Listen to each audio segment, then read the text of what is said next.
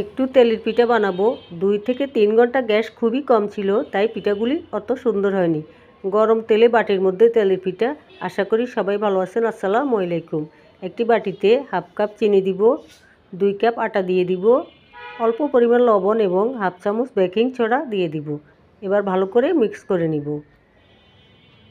এই তেলের পিঠার আটাটি আমি কুসুম কুসুম গরম পানিতে করে নিব। সাথে একটি ডিম দিয়ে দিব।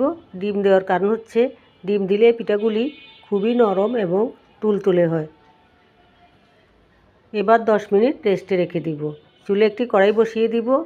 তেলের পরিমাণ বাড়িয়ে দিয়ে মাঝখানে একটি বাটি দিয়ে দিব। বাটির মধ্যে পিঠাগুলি তৈরি করে নেব।